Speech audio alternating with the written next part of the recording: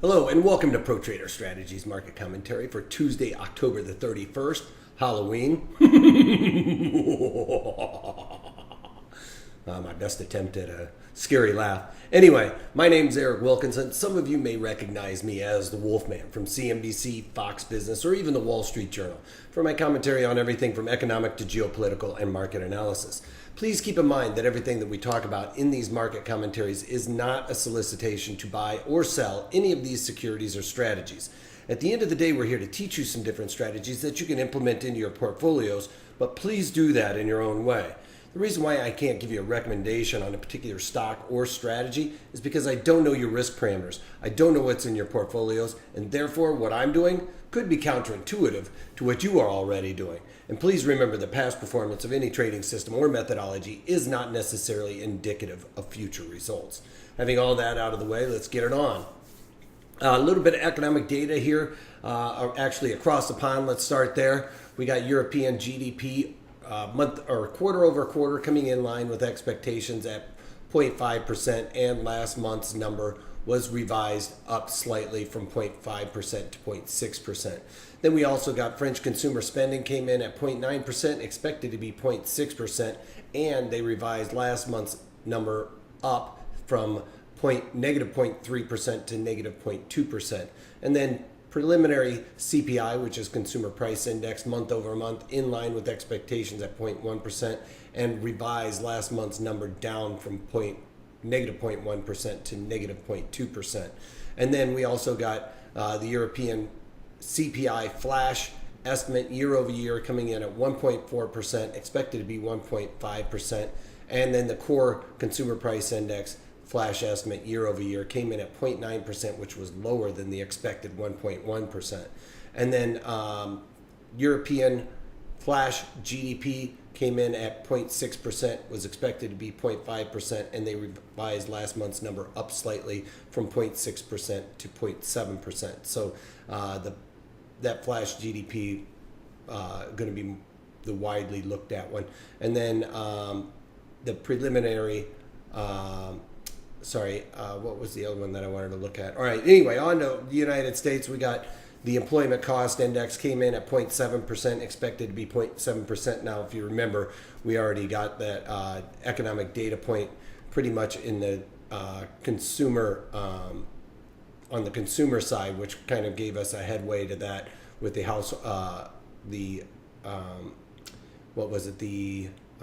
the household, personal income. So if personal income is not going up, then we're not going to probably see that reflected in the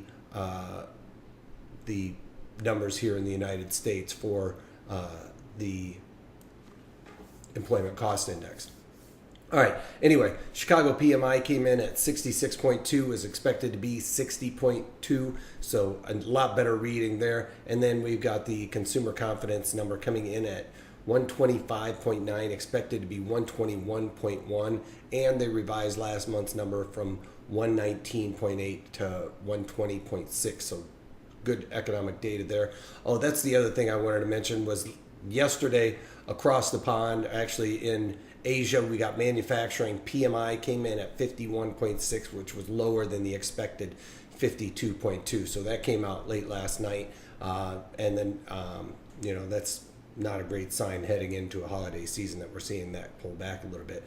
And then tomorrow we get crude oil, ISM, and the FOMC statement. So those are going to be some pretty important numbers coming out with the RISM. Across the pond, they get the flash, we get the Institute for Supply Management. All right, on to the overall markets. We got crude oil moving a little bit higher today. I talked about this yesterday. We needed a confirmation to see if that was a top. To me, it looks like it's kind of a breather, if you will, after the big rally. But if we don't get much of a move, it looks like people are going to be shoring up their positions, hedging them ahead of tomorrow's data point on crude oil inventories. So crude oil just really not doing anything, up about 4 cents. And then we got gold futures coming back off again after testing the 61 fib level. It's right there at the fib level is actually lined up perfectly with the point of control, which is where the most volume's been spent. The time node is just a little bit lower where we are now.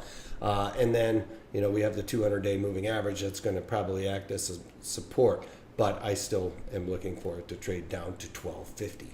All right, bonds right there, point of control, go figure. Tomorrow's FOMC meeting going to give us a little bit more insight as to directionality of the bonds.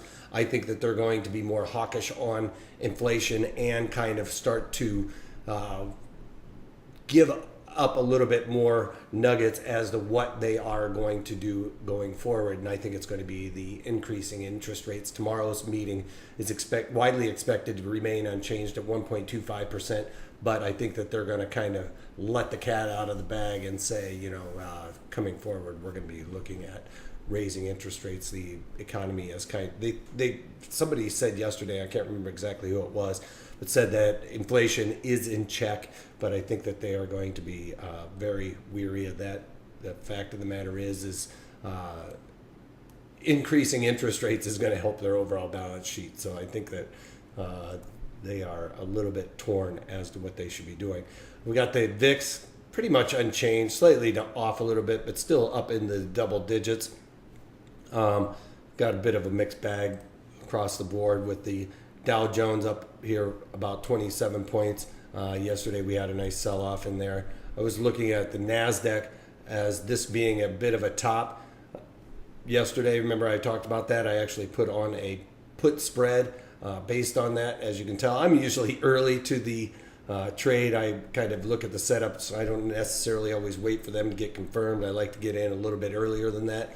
But I am going to have a short leash on this if this continues higher and breaks above this doji here from yesterday. Then I'm going to be probably pulling the ripcord on that NASDAQ triple Qs trade that I kind of added at the end of there. I forgot that I got that trade right at the beginning, got on with my talk and forgot about that, but I did add a triple Qs bearish in both my IRA and in my margin yesterday.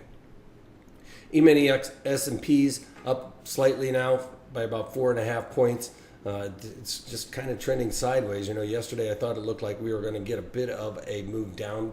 Overall economic picture not really leading one to believe that necessarily we need to have a bit of a correction, but I think that it's healthy after seeing this rally that we would get something, at least maybe to come down and test the value area high here and the 50-day moving average, but it doesn't seem to be coming to fruition on that. Then on to the daily chart of the E-mini S&Ps. This is a 30-minute candles of each individual day. These are day segments, including the overnight session. And as you can see, we have an inside day here. Value area high lining up with yesterday's value area high, and the value area low is inside of yesterday's range. So good for day traders to trade on this. You know, you kind of sell it when it hits yesterday's value area high and buy it when it comes down to test the value area low, maybe get out of some of them at the point of control from yesterday, but that's how you kind of trade these on an intraday basis, and those guys are probably playing that pretty nicely today. On to a couple of other things. Now, NVIDIA is making all-time highs, right? Well, one of the things that I've talked about several times is NVIDIA, kids seem to be going back to the home computer, the standalone PC, if you will, and getting away from the iPads and things of that nature, because they're stronger, they're faster, and they're playing these video games online that need to have that kind of processing power. Now, another side is we look at the cryptocurrencies. Cryptocurrencies use NVIDIA because they use GPUs right now. And I saw something online yesterday where that I don't trade cryptocurrencies very often, but Ethereum, I think is what it's called. It's the one that starts with an E, EI or something. Anyway, they said that they were going to go away from using GPUs and they were going to start using the cloud and the POS way of processing this information. It is a lot cheaper. It is stored in the cloud, and because they're going away from the GPU aspect and into the cloud, that is going to negatively affect NVIDIA. So going forward, I'm going to be looking at opportunities to short this. Now, having said that, they do have earnings coming out pretty soon. I'm not going to play this. I think the earnings come out on the 9th. I'm not going to play this as a short right now because I think that they're going to come out and beat on earnings. So I'm not going to play that as a short now. But going forward, I'm going to be looking at opportunities for that, because once they do that, Bitcoin might do the same thing. And if that all starts happening, that could very well negatively affect NVIDIA going forward. All right, so on to what I've done. Yesterday on the earnings, I couldn't get these trades off for the price that I wanted. Did I want the penny or did I want the trade? It would have been actually a winner right off the bat this morning. We've seen quite a bit of correction, despite the fact that MasterCard has beat on earnings as well as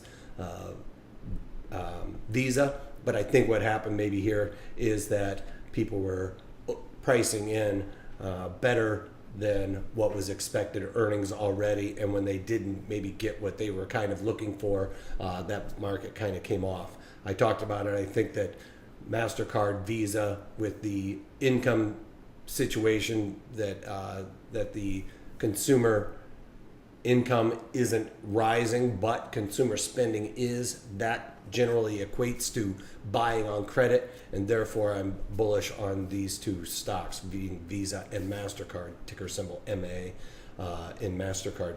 So what I did was, in my margin account, I didn't touch it in my IRA. I want to still save some room in my IRA for trades, for earnings trades going forward.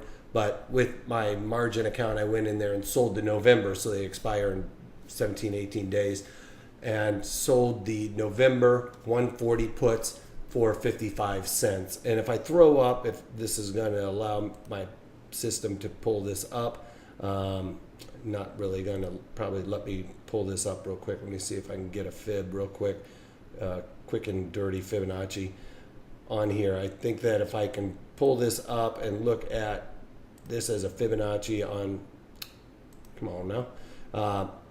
As you can see, basically the 140 handle is right here. So it's just slightly above this Fibonacci level, but being able to collect 55 cents, that puts my break even down at 139.45.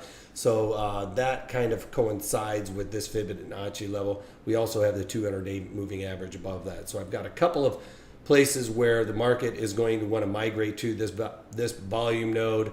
This volume node, if it wants to go down, it's going to find support on the 50-day and the Fibonacci. So having said that, I'm pretty comfortable with this trade, especially with only 17 days to go. I think this might just be a little bit of a bounce and continue on the up pattern. As you can see, it's trending nicely to the upside. So added that to my margin account. And then today we have, right after the close, EA Sports, which I'm going to be looking to play to the upside.